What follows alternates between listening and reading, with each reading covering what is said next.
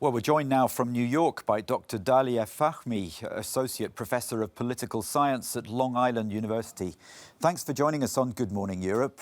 Now, Jordan's been known as one of the most stable Middle Eastern countries. What do you make of what's going on?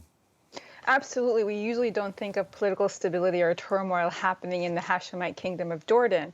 But what's happening now, especially with this unprecedented criticism by the former crown prince, Prince Hamzah, of his brother, is signaling an internal rift in Jordan that we have not seen. While there have been reverberations on the ground, the current king has seen himself as an economic reformer. And for his brother to accuse him of corruption and for economic reform that's not in the best interest of his people, he's really targeting the one set of reforms that the king has tried to enlist. The king is not known for political reform, especially since the Arab Spring.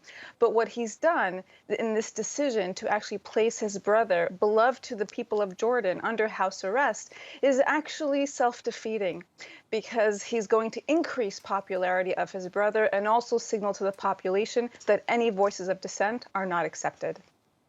These are serious accusations, are there, on the part of Prince Hamzah? Corruption, mismanagement. I mean, it goes beyond a personal power struggle. Absolutely. Jordan has been suffering from great debt, about 95% of its country's GDP.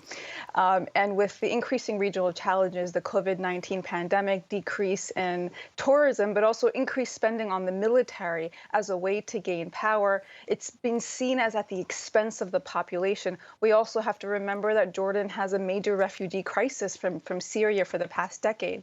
So the economic turmoil is lending itself to the accusation that economic mismanagement, which the king has been heralded as, his success, is where he's being kicked in the gut, if you will. So add to that the lack of political reform, the inability for the public to get real information of what's happening on the ground, and for Prince Hamzah to release this tape yesterday in English, not in Arabic, but in English, signals that he's actually talking to the international community. But does he have any support from neighboring countries, for instance? No, this is not going to lead to great changes in Jordan. But what it does signal is that he does have allegiance among the tribal elders, a place where the current king has been suffering.